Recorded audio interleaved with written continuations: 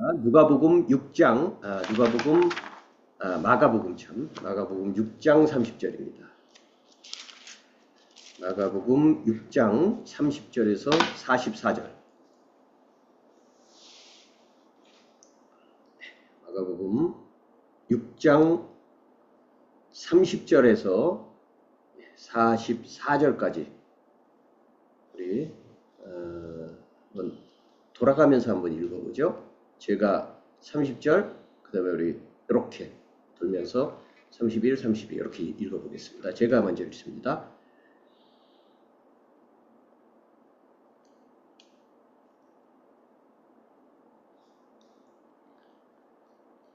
마가복음. 네, 마가복음 6장 30절.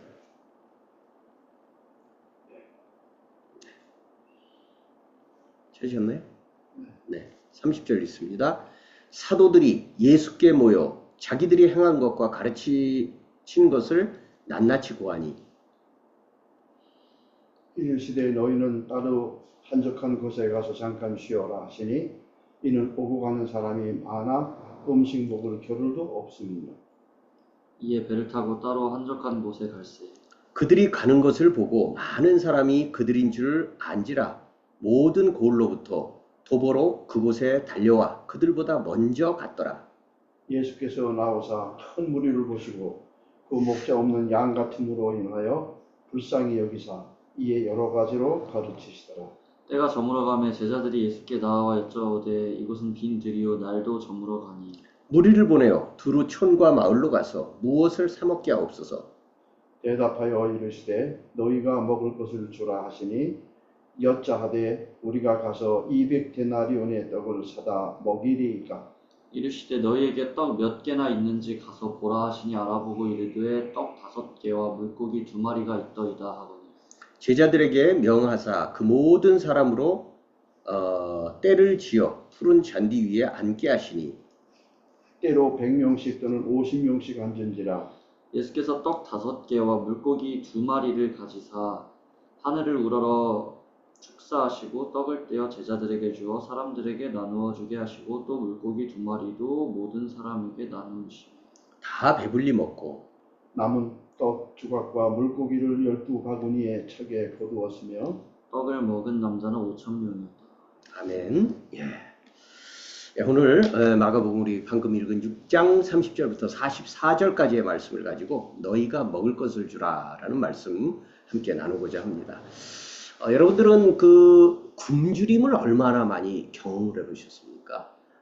정말 배고파서 이렇게 참 고픈 배를 움켜쥐고 잠을 청해야 되는 그런 날들, 또 뭔가를 이렇게 먹어야 되는데 끼니를 어쩔 수 없이 건너뛰어야 되는 그런 일들을 여러분들은 얼마나 경험을 해보셨는지 모르겠습니다. 무슨 건강이나 종교적 목적 때문에 하는 그런 단식 말고 먹기를 원하는데 먹을 게 없어가지고 할 수 없이 못 먹게 되는, 사실 저도 그런 일을 경험해 본 적은 없습니다. 저도 이미 서울에서 태어났고 또 어렸을 때는 그나마 그래도 사는 집이었는데 그래서 현재는 더군다나 대한민국에서 그렇게 식량 자체가 없어가지고 굶게 되는 일들은 별로 없기 때문에 저도 그런 경험은 없고 그냥 짧게 그 건강 때문에 또는 기도하는 목적 때문에 잠깐 단식을 한 적은 있습니다. 우리나라나 지금 우리나라도 이미 부자 나라의 세계에서 살펴본다면 부자 나라에 속하게 되는데, 이런 부자 나라 국민들은 원초적 굶주림, 배고픔이라는 말이 추억으로 남아있거나 정말 우리보다 한 세대 위에 어른들은 다반사로 그런 일들이 있었다고 전해 들었지만 오늘 대한민국 국민들은 사실 그런 일들은 그다지 그렇게 보기가 어렵습니다. 그러나 우리가 아까도 공동체 기도 제목으로 말씀을 나눴지만 조금만 더 이렇게 눈을 들어서 넓게 보면 이 지구촌 곳곳에 굶주림 때문에 고통당하는 사람 무지 많습니다. 굉장히 많습니다. 우리 아까도 가자지구 얘기를 했었지만 2년간 이제 2년이 조금 안 됐습니다. 2년 이제 거의 가까우고 있는데 이 전쟁으로 약 5만 3천여 명 정도가 죽었다고 합니다. 팔레스타인 사람들이 5만 3천 명 가량 죽었는데 그 중에 민간인이 83%를 차지한다고 합니다. 그러니까 사실 요즘에 전쟁이 나면 아이고 우리 아들 군인인데 이게 어떻게 하면 좋을까라고 생각을 하지만 사실 지금은 전장터가 따로 없기 때문에 오히려 민간인이 죽는 일이 훨씬 많습니다. 아무튼 지금 그렇게 비참한 가자지구의 현실들을 우리가 잊지 말고 기회되면 항상 기도했으면 좋겠습니다. WHO 세계보건기구죠. 사무총장이 이렇게 말을 했습니다. 기아와 영양실조로 팔레스타인 매일 최소 90명가량이 죽는다. 총 맞아 죽는 게 아니라 기아와 영양실조로 못 먹어서 배고라서 죽는 사람이 매일 최소 90명 정도 된다고 WHO 사무총장이 말했습니다. 여러분 배고라서 죽는다는 게 우리 상상만 해봐도 한 끼, 두 끼, 하루, 이틀, 사흘 못 먹는다고 해서 사람이 죽지는 않습니다. 굶주려서 아주 죽을 듯 하긴 하겠지만 죽지는 않습니다.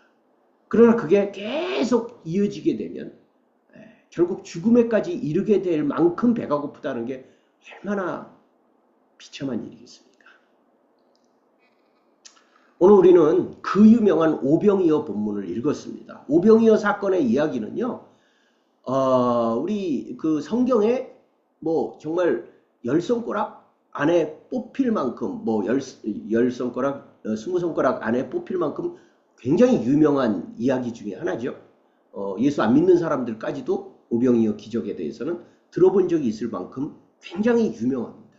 우리 오병이어 기적 얘기를 들으면서 봐라. 이 하나님의 아들이신 우리 예수님께서 그렇게 배고프고 굶주린 사람들을 먹이셨다라고 하는 그런 기적 사건으로만 보는 것이 일반적인 내용입니다. 물론입니다.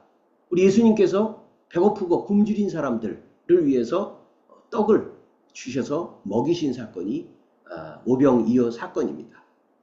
그러나 그렇게만 보는 것보다 또 다르게 볼 수 있는 시선도 있다라는 것을 우리가 좀 생각해 볼 필요가 있습니다. 우리 성경은 항상 딱 하나의 해석만 있는 것이 아니라 이렇게 볼 수도 있고 또 저런 관점에서도 볼 수 있기 때문에 오늘은 좀 다른 관점에서 한번 이 오병이어 이야기를 배경 속에서 한번 살펴보려고 합니다. 사실 오늘 우리가 읽은 이 오병이어 사건 자체가 기록된 내용은 마가복음 6장 30에서 44절까지지만 이 본문은 앞선 사연이 있는 가운데서 이게 이어진 내용입니다. 그 사이에 삽입절이 있어가지고 다른 이야기로 넘어가지만 사실은 30절부터 시작되는 오병이어 이야기는 그 앞서의 어떤 다른 배경으로부터 이어지는 얘기입니다. 그 앞서 배경은 이런 겁니다.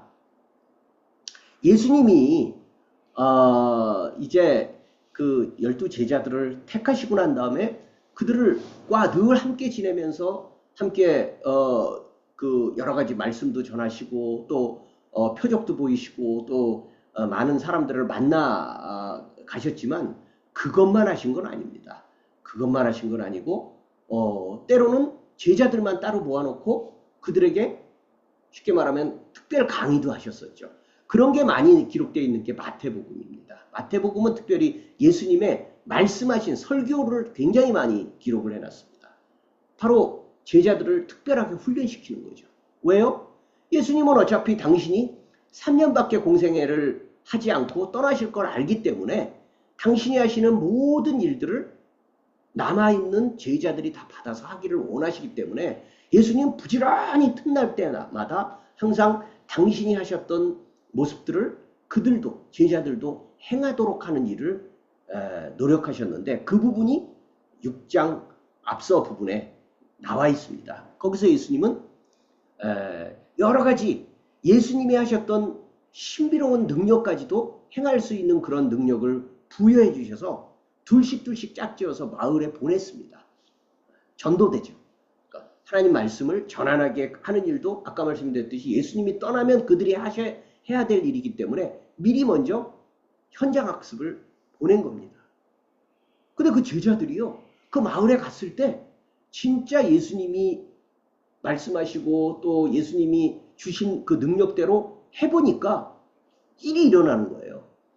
하나님의 말씀도 전하고 천국 복음도 증거하고 또 시리와 좌절에 빠진 사람들, 귀신 들린 사람들의 귀신도 쫓아내고 또 온갖 병자들을 만났을 때 실제로 이 제자들도 병을 쫓아내는 일을 하게 된 거예요.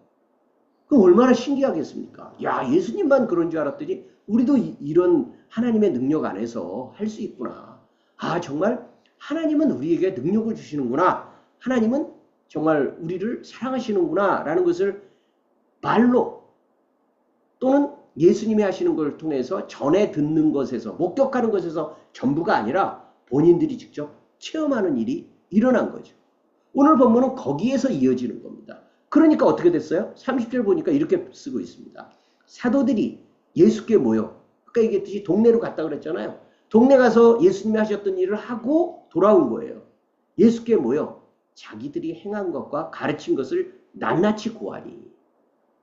예수님, 정말 예수님 말씀대로 우리도 하나님의 말씀을 전했더니 이 사람들이 하나님의 말씀을, 복음을 믿었습니다.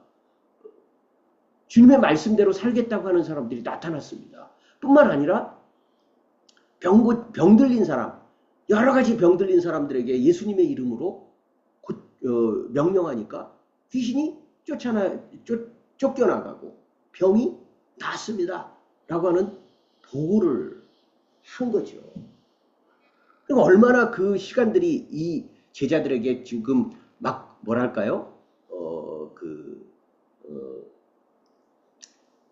엔돌핀이 솟으면서 막 열심히 말을 했겠습니까? 각자 자기 했었던 일들을 아마 증거하고 그랬을 겁니다. 근데 이러한 그런 것까지에 막 이렇게 예수님이 주신 그 능력에 따라서 열심히 하다 보니까 이 제자들도 사실 돌아와서 이렇게 보니까 끼니가 거를 정도로 아주 굉장히 피곤해 있고 배가 고픈 거예요. 굶주려 있는 거예요. 왜냐하면 오늘 본문에 그렇게 나와 있습니다.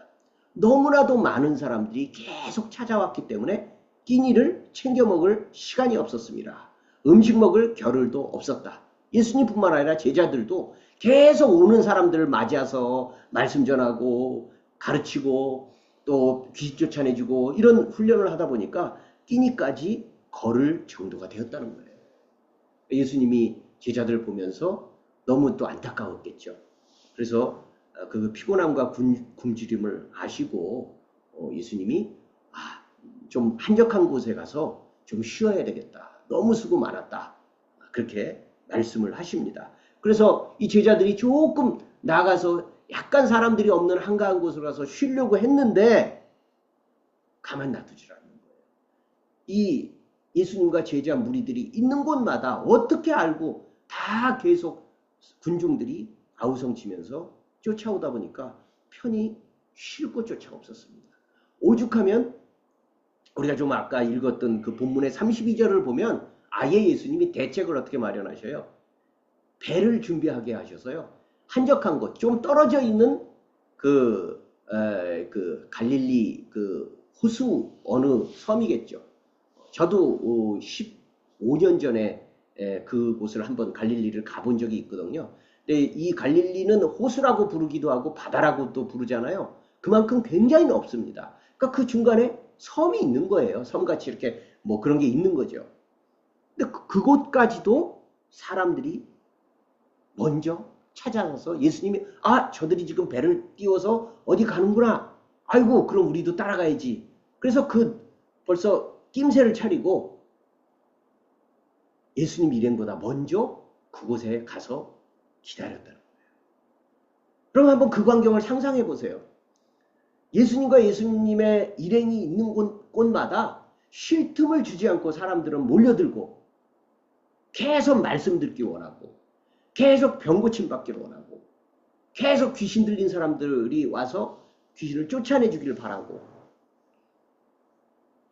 예수님과 제자들은 쉴 틈도 음식 먹을 겨를도 없을 만큼 계속 시달리고 있는 이 모습들을 한번 상상해 보시기 바랍니다.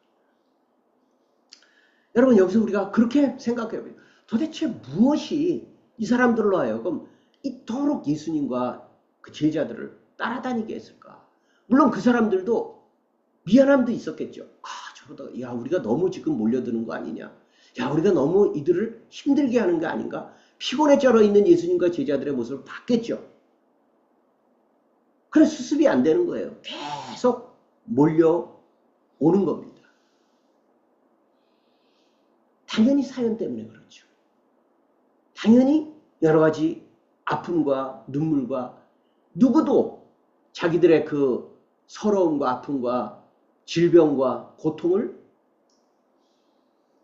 대변해주거나 들어주거나 도와주거나 함께 해준 사람이 없었는데 예수님은 나는 우리의 그 아픔을 들어주시는 분이다라는 것을 알았기 때문에 찾아오는 거죠. 예수님은 그들의 마음을 읽고 있습니다. 그래서 34절에 보면 이렇게 말씀합니다. 예수께서 나오사 큰 무리를 보시고 또 어디든 가는 데마다 또 큰 무리가 오죠. 큰 무리를 보시고 그 목자 없는 양 같음으로 인하여 불쌍히 여기사 이에 여러 가지로 가르치셨더라. 여기서 불쌍히 여기사라는 그 단어가 이게 복음서에서 굉장히 유명한 단어입니다. 마태복음에 특별히 좀 많이 나오는데 마가복음 지금 우리가 읽은 여기에 불쌍히 여기사 에스플랑크니스테라고 하는 헬라어 원문으로는 에스플랑크니스테. 근데 이 에스플랑크니스테라는 이 그 단어의 원래 그 원어는요 창자라는 뜻의 그 스프랑크틀론이라고 하는 그 단어에서 이어진 단어입니다. 그러니까 창자와 관련되어 있는 거예요. 아니 도대체 창자와 관련된 말이 왜 불쌍히 여기서가 됐을까? 생각해 보십시오. 우리도 한글 말에 이런 말 있잖아요. 굉장히 이렇게 좀 가슴 아프고 안쓰럽고 그런 거 볼 때 애간장이 녹는다. 우린 인체적으로 느껴요. 뭔가 정말 이렇게 애달픈 사연을 보거나 안타까운 마음을 보면 이 신체 장기 중에 어디가 막 이렇게 뭐 약간 이렇게 느껴지는 그런 거 느끼잖아요. 그런 뜻으로 만든 단어입니다. 그러니까 단순히 불쌍히 여기사라는 말보다는 쉽게 말하면 뭐 창자가 끊어질 듯한 안타까움, 아픔, 애간장이 녹는 것 같은 깊은 무슨 공감 이런 뜻을 가지고 있는 거예요. 예수님 지금 그걸 느끼시는 거예요. 제자들을 보면, 무리들을 보면서. 왜 그럴까요? 뭐라고 나와요? 그들이 목자 없는 양 같아서. 목자 없는 양 같아서. 우리가 이렇게 한번 생각을 해보면 좋을 것 같아요. 저는 야생 그 동물 나오는 걸 굉장히 좋아해서 가끔 일부러 이렇게 그 동영상에서도 찾아서 보기는 하는데 야생 동물들을 보면 우리 참 흥미롭죠. 뭐 들판 뛰어다니는 거, 뭐 어떤 종류를 떠나서라도 야생 동물들의 그 모습들 이렇게 뭐 먹이를 찾아 헤맨다든지 아니면 뭐 새끼를 데리고 어딜 이동한다든지 아니면 여행을 한다든지 뭐 그런 여러 가지 모습들을 우리는 재미있게 보기는 하지만 사실 야생이라는 말 자체가 뭡니까? 생존 자체가 내몰려 있는 상황이죠. 우리처럼 이렇게 냉장고가 있고 뭐 나가면 슈퍼가 있고 이런 게 아니기 때문에 그 야생동물들은 매번 몇 끼 또는 하여간 며칠에 한 번씩이라도 계속 자기들의 생존을 위해서 또 안전을 위해서 먹어야 되고 이동해야 되는 일들을 끊임없이 하게 됩니다. 심지어는 호랑이조차도 자기 굴이 노출되면 자기가 이제 굴을 이렇게 백수의 왕이라고 얘기를 해서 호랑이는 어디서나 그렇게 정말 편안할 것 같지만 그렇지 않습니다. 야생의 호랑이들도 역시 위협을 느끼고 특별히 무엇보다도 새끼 딸린 어미 호랑이 같은 경우는 그걸 무척 많이 신경을 쓰죠. 그래서 자기 굴이 노출이 되면 위험을 무릅쓰고 새끼들을 일일이 물어가지고 다른 곳으로 옮깁니다. 우리 그런 거 많이 봤죠. 이렇게 그 고양이 것 같고 동물들이 이렇게 뭐예요? 이렇게 목 뒷덜미를 이렇게 물어가지고 이렇게 옮겨가는 거. 그런 식으로 해서 계속 노출되게 되면 옮기게 됩니다. 그만큼 호랑이도 안전에 위험을 느끼고 있다는 거죠. 근데 만약에 그런 상황에서 어미가 죽는다면, 그렇게 아직 제대로 이 어미 젖을 떼지도 못하고 제대로 걷기도 힘든 그런 새끼만 남겨놓고 만약에 어미가 죽는다면 어떤 일이 벌어질까요? 호랑이라는 의미가 없을 겁니다. 그 새끼 호랑이들은 이름이 호랑이라 할지라도 이미 죽은 목숨이나 다름없을 것입니다. 지금 예수님이 이 무리들을 보면서 가지고 있는 그 마음이 딱 그런 겁니다. 마치 새끼들을 바라보면서 어미가 먼저 죽어야 되는 그런 상황에 같은 안타까운 마음을 예수님은 똑같이 표현합니다. 왜요? 목자 없는 양과 같아서. 양들은 자기 스스로를 보호하지 못하고 또 어디를 갈 바를 알지 못하기 때문에 항상 양치기의 도움을 받아야 되는데 목자가 없어요. 아니면 목자가 있는데 명색이 목자인데 도움을 주지 않아요. 사자나 곰, 맹수들로부터 쫓아주지도 않고 또 어디로 제대로 인도해 주지도 않습니다. 예수님은 지금 무리들의 상황이 그렇다고 봅니다. 명색이 지도자, 인도자들은 엄청나게 많은데 제사장, 예언자, 왕, 관리, 도움 줄 만한 사람들은 엄청나게 많은 것 같이 보이지만 실제로 현실적인 상황에서는 아무도 돕기는커녕 들으려고도 하지 않는다는 거죠. 그래서 이들이 믿었던 이들의 도움을 간절히 바랐지만 번번이 실망하게 되는 바로 그 순간에 예수님과 일행이 나타난 거죠. 그리고 예수님의 말씀을 듣고 예수님의 행하심을 보고 우리처럼 신학적으로 이분은 메시아인데 그 증거가 이렇고 저렇고 그게 아니라 오랫동안 기다려왔던 그 갈망 속에서 만났기 때문에 이미 예수님 말씀을 듣고 예수님의 행함을 봤을 때 이들은 의심 없이 이분이 그 메시아구나 라는 걸 알고 믿었습니다. 그러니까 지금 가는 곳마다 쫓아다니는 거예요. 성가실 정도로. 마치 배고프다고 엄마만 나타나면 그냥 뒹굴뒹굴 굴면서 밥 줘, 젖 줘 외쳐대는 아기처럼 지금 예수님 앞에 이 무리들이 그런 모습으로 예수님 눈에 그렇게 비치는 거예요. 그 마음이 여기 지금 나타나 있는 겁니다. 이미 오랫동안 이들은 목말랐고 깊이 굶주렸던 사연이 느껴집니다.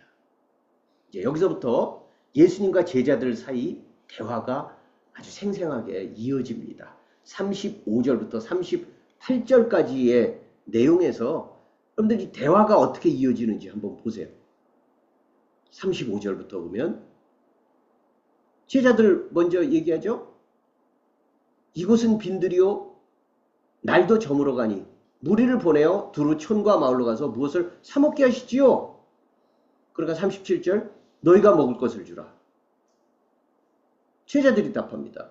아니 우리가 무슨 돈이 있어서 200데나리온이나 되는 떡을 사다 먹이겠습니까? 예수님 말씀하십니다. 너희에게 떡 몇 개나 있는지 가서 보라. 그리고 알아보니 떡 5개와 물고기 2마리가 있습니다. 우리 가진 거라 무리는 많은데 이들 가운데서 가만히 살펴보니까 가진 거라고는 떡 5개, 물고기 2마리밖에 없다고 하는데요. 이게 전부입니다. 이렇게 보고하는 것으로 대화는 끝납니다. 자, 여러분 감정이입해가면서 한번 심정을 느껴봅시다. 제자들의 심정은 어떨까요? 우리는 이 오병이어의 얘기를 들으면서 제자들을 굉장히 좀 뭐랄까 오합지졸, 무책임한 사람들, 믿음도 없는 사람들 그런 식으로 너무 쉽게 이 사람들을 그렇게 평가하는 일이 있습니다. 근데 가만히 보면 그렇지 않습니다.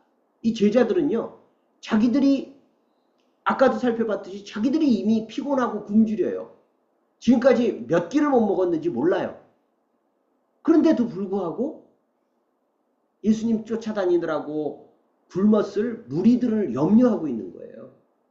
아이고, 우리는 어차피 저들을 먹일 수 없으니 예수님, 저들이 마을로 가서 사 먹게라도 시간을 좀 주시지요. 저들이 가서 우리가 해줄 수는 없으니까 저들이 좀 가서 뭔가 요기를 하고 와서 또 말씀을 듣든지 병고침을 하든지 해야지. 이러다가 저 사람들 다 탈진하겠습니다. 얼마나 사실 책임 있는 모습입니까?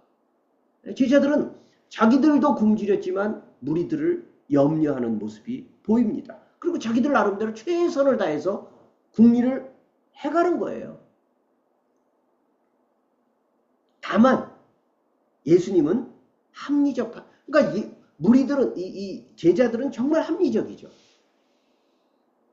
생각해보고 따져보고 자기들의 능력을 보고 안 되는데요. 아무래도 보내야 될 것 같습니다. 라고 하면서 여러 가지 합리적 판단을 합니다. 그것은 나쁜 것이 아닙니다. 그러나 예수님은 합리적 판단 그 위에 다른 마음을 갖고 계십니다. 오늘 본문의 제목으로도 제가 설교 제목으로도 삼았다고 말씀드렸지만 너희가 먹을 것을 주라. 이렇게 말씀하십니다. 제자들에게 너희가 먹을 것을 주라. 아니, 어떻게 먹을 걸 줍니까? 아니, 제자들이 자기들도 없어서 지금 쫄쫄 굶고 있는 판에 결국 뒤져 확인해 본 게 보리떡 5개와 물고기 2마리 이거 겨우 건졌는데 우리가 어떻게 먹을 걸 주겠습니까? 그러나 예수님은 너희가 먹을 것을 주라 이렇게 말씀합니다. 매우 현실적이지 않습니다. 매우 현실적이지 않습니다. 그러니까 제자들은 당연히 그렇게 맞습니다. 우리가 200데나리온이나 되는 그 많은 돈이 어디 있기에 저 많은 무리들을 먹이겠습니까? 라고 다시 묻죠. 예수님께서는 말씀하십니다. 너희가 가서 직접 얼마나 있는지 확인해 봐라. 먼저 안 됩니다 라고 얘기했는데 너희가 가서 얼마나 있는지 확인해 봐라 라고 말씀하셨을 때 결국 확인된 게 아까 말씀드렸듯이 떡 5개, 물고기 2마리입니다. 우리는 자주자주 그렇죠. 확인해 보기 전에 우리가 할 수 있는 도리를 이미 넘었습니다. 우린 더 이상 뭔가 할 수 없습니다. 라고 말하기 일쑤입니다. 그거는 이성적으로는 전혀 잘못된 것은 아닐 수도 있어요. 합리적 판단입니다. 그러나 주님은 그럼에도 불구하고 우리가 뭔가 해보기도 전에 우리는 할 게 없습니다. 라고 말하지 말라는 겁니다. 일단 가서 확인부터 해봐라. 뭘 할 수 있는지, 뭘 할 수 있는지, 얼마나 가져올 수 있는지, 얼마나 행할 수 있는지. 자, 그리고 보리떡 5개와 물고기 2마리밖에 없습니다. 라고 확인한 후에 예수님은 비로소 그 다음에 기적을 행하십니다. 그래서 39절에서 44절까지 나와 있습니다. 오늘 본문에 우리는 사실 2 종류의 굶주림을 확인하게 됩니다. 어떤 굶주릴까요? 당연히 우리가 보고 있는 이들은 허기졌잖아요. 제자들부터 해서 몇 끼를 굶었는지 알 수 없잖아요. 허기졌어. 그런데 허기짐, 우리 흔히 말하는 배고픈 거, 먹은 게 없어가지고 배고픈 거, 오랫동안 마시지 못해서 목마른 거, 그걸 떠나서 이들에게 정말 필요한 굶주림과 또 더 간절한 목마름이 있었다는 거예요. 그래서 마다하지 않고 예수님을 쫓아왔잖아요. 우리는 그걸 흔히 영적이라고 얘기를 하지만 굳이 그렇게 영적이라고 얘기할 것 없이 정말 인생을 어떻게 살아야 되는 거야? 뭐가 잘 사는 거지? 뭐가 하나님 뜻대로 사는 거야? 인생의 본질이 뭐야? 도대체 뭐가 행복이지? 난 이렇게 살아도 되는가? 누구나 다 그런 갈망이 있잖아요. 그리고 그런 게 흔들릴 때가 많잖아요. 그게 먼저 이들에게 갈망이 있었던 거죠. 그 배고픔이 먼저 있었어요. 그 갈망 속에서 이들은 육체적인 배고픔도 채움을 받게 됩니다. 그래서 우리가 오늘 예배 시작하면서 제가 누가복음 6장도 읽었었지만 그래서 예수님은 아주 유명한 산상수훈에서 뭡니까? 심령이 가난한 자는 복이 있나니 너희가 하나님의 아들이라 일컬음을 받을 것이고 또 목마른 자는 복이 있다 라고 말씀을 하시죠. 그 이유는 바로 그만큼의 그 목마름을 통해서 하나님의 도우심과 하나님의 은혜를 구하기 때문입니다. 그러나 똑똑하고 합리적인 우리는 항상 어떤 어려움들이 생길 때마다 이게 내가 할 일이냐, 내가 무슨 능력으로 그걸 해결할 수 있겠냐, 나는 할 수 없다 라고 먼저 물러서기 일수라는 겁니다.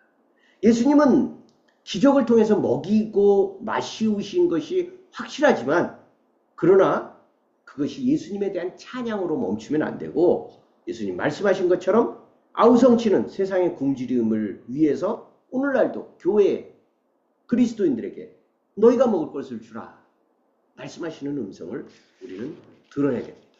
우리는 아무것도 해보기 전에 나에겐 그런 능력이 없는데요. 나는 주님만큼 힘이 없는데요. 나는 그만큼의 재능이 없습니다. 라고 하면서 주저물러 있지만 예수님께서는 너에게 가진 게 뭔지 먼저 확인해봐라. 네가 있는 그만큼 네가 먼저 시도해라. 라고 도전하시는 음성을 또한 우리는 들어야 합니다. 사람을 살리는 마음과 능력은 없이 말의 잔치만 화려한 우리 시대의 이 그리스도인들의 모습들, 또 교회의 모습들이 참으로 안타깝습니다. 저라고 거기 책임에서 벗어날 리가 없겠죠. 아까 우리가 기도 제목 함께 드렸었지만 이번 달 안에 각 교단의 총회가 있어서 저도 준비를 지금 해야 될 게 있어서 함께 준비를 하고 있습니다. 근데 지금 이 시대에 한국교회가 참 지금도 거기 그 교단 총회라는 게 별게 없어요. 항상 자리 다툼입니다. 누가 회장 되냐, 누가 부회장 되냐, 누가 서기 되냐, 누가 총무 되냐, 이런 거 뽑는 게 일의 거의 전부입니다. 그러면서 자기들끼리 여러 가지 자기들의 이해관계를 나누는 그런 자리, 참 만사태평한 이야기들을 주고받지만 정말 이 시대는 오히려 우리가 계엄령 사태 이후에 세상이 교회를 어떻게 보고 있는지에 대한 책임감도 없고 또 아까 우리가 기도 제목으로 삼았던 가자 지구의 그 참상, 학살 소식 이런 거 들으면서도 그게 우리가 할 일이냐. 바다 건너 멀리 안타까운 소식을 들을 뿐이지 우리가 그게 할 일이냐. 라고 하면서 주님께서는 너희가 먹을 것을 주라. 라고 하는 음성을 우리는 귀담아 듣지 않는 거죠. 이제 말씀을 마무리하려고 합니다. 오병이의 기적의 이야기에서 우리는 항상 주님의 기적만 봅니다. 주님은 이렇게 능력이 있으시다. 정말 하나님의 아들이 맞구나. 라고 하는 신학적인 고백만 합니다. 그러나 그 기적보다 먼저 너희가 먹을 것을 주라. 라고 말씀하시는 주님의 마음을 느껴야 됩니다. 기적은 능력 이전에 마음의 문제입니다. 우리가 하려고 하지 않으면 기적은 일어나지 않습니다. 하나님은 기적을 베풀지 않습니다. 우리가 시도하려 하지 않으면 하나님은 기적을 일으키시지 않습니다. 우리는 결코 인류 전체를 책임질 수도 없고 그걸 주문받지도 않았습니다. 그러나 내 주변 어디에선가 일어나고 있는 크고 작은 일들에 무엇인가 함께 하도록 우리는 분명히 부름을 받았습니다. 여러분들에게는 그것이 무엇입니까? 주님께서 너희가 먹을 것을 주라 말씀하시는 그 자리가 어디고 그 먹을 것의 그 내용이 무엇인지 이제 우리는 무심하지 말고 그것들을 늘 살피면서 우리도 공급받았듯이 우리도 공급할 수 있는 뭔가 할 수 있는 그런 주님의 온전한 제자들로 살아가기를 바랍니다. 자, 이 시간 우리 성만찬을 함께 하도록 하겠습니다. 한 달에 한 번은 우리가 성만찬 예배를 함께 드리는데 그래서 오늘 본문도 오병이어에 대한 얘기를 합니다. 우리는 예수님께 받아서 먹습니다.